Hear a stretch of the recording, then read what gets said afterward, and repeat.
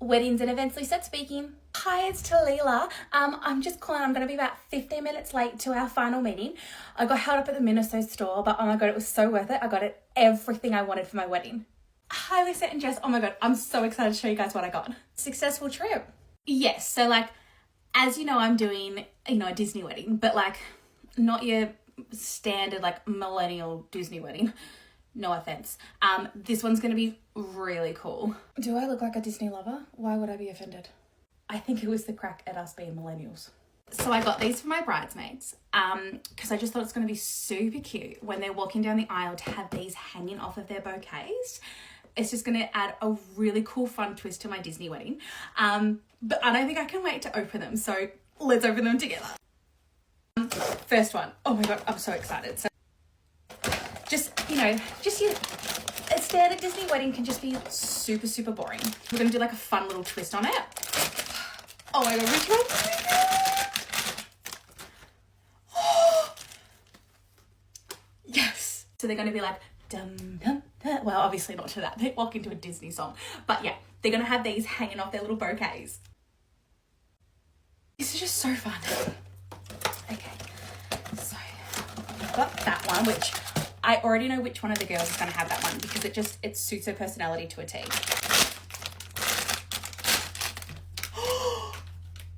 Yes, oh my God. They match their dresses. Got these ones for the girls and this one for me because I love pineapples. Like, it's just so perfect. Oh, hang on. Something else is in the box. Oh my God, it comes with like a little chain that we can hang them off.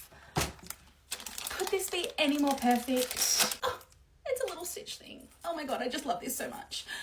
This is going to be the best Disney wedding ever. Okay, I love it. Shall we get started on your final meeting now? Oh my God, I've done it. Yep, everyone is going to get a blind box as their wedding favor. This is going to be the best Disney wedding ever. Okay, I might not be behind all these blind boxes things, but I mean, those ones are pretty cool. All right, so how many speeches will we be having? So we have 10 people giving speeches, and then Matt and I will be doing a speech each. So 12? Yeah. Okay, that's a lot of speeches. Typically we say no more than 5. Parents on each side, friends, and then you guys do a joint speech. People tend to get rowdy if speeches carry on. Well, Matt and I are looking forward to this part the most. We're wordsmith people. So we really want to sit down and listen to what people have to say and take it all in and really appreciate what people have to say about us. Okay, have you given them a time limit, like 1 to 2 max each? Oh God, no, we don't want anyone to rush it. The longer the better. So if everyone's going to speak 5 minutes, let's say, speeches are going to go for at least an hour. Mine's already 10 minutes and I haven't even finished yet. And how long did you want for dancing again? I want to be on the dance floor all night long, like at least 2 hours of solid dancing. With your timeline as it currently stands, you'll be lucky to get just over an hour. And that's again, if everyone speaks for only 5 minutes.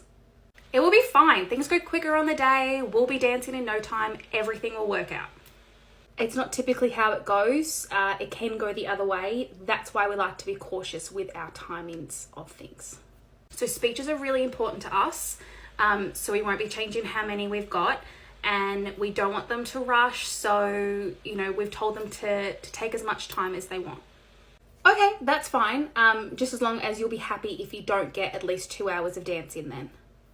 No, the DJ has a set list, which is actually 3 hours. So 2 hours is actually cutting it down. So it's like 2 hours at the least. So the math's not adding up. There's not enough hours in your wedding for all of this to happen. It will be fine. It'll work itself out on the day. Send over that event order and I'll confirm everything for you.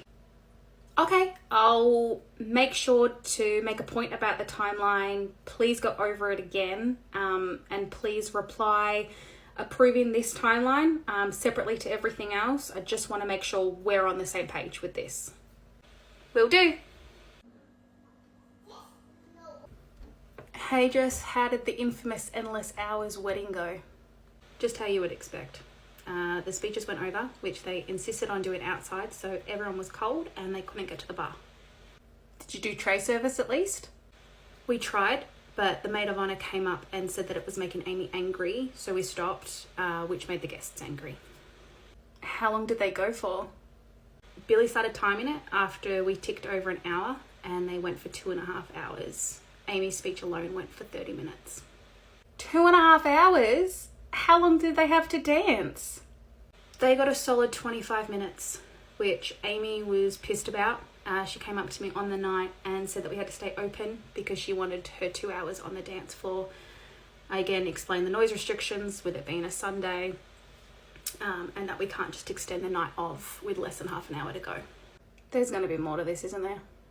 Yeah, I would expect a phone call. She wasn't exactly thrilled with how the night went. Weddings and events, Lisette speaking.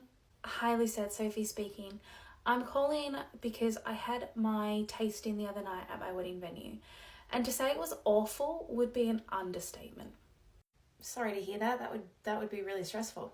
Yes, it is. And their behaviour after the matter has just made it 10 times worse. So I'm done, and I just want to find a new venue. And reading the reviews on your food, everyone raves about it. Well, before we go any further, I just don't want to waste your time with everything you've already gone through. When are you looking at getting married?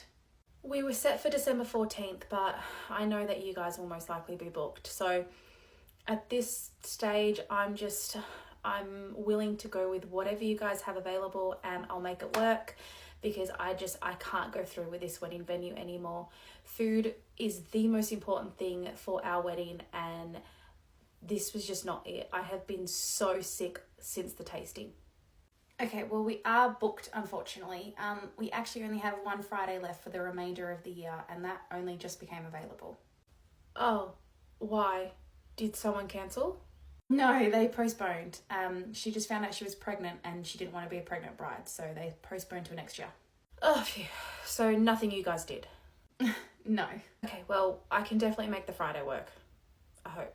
Okay, well, how about we get you in for a tasting then? You can come to our head office for a private tasting, just so that you can try the food before we go ahead with anything. Okay, let's do that. However, I'm not going to get married at this wedding venue anyway. They have been accusing us of tampering with the food and swaying other guests on the night because they all said the same thing we said. Like, guys, if everyone's saying the same thing, I think it's something you're doing. So everyone had a similar experience? Oh, yes. We were chatting to the couple next to us, and they honestly said that they had better food at a backyard barbecue. I honestly think it was just all frozen stuff from the supermarket that they heated up.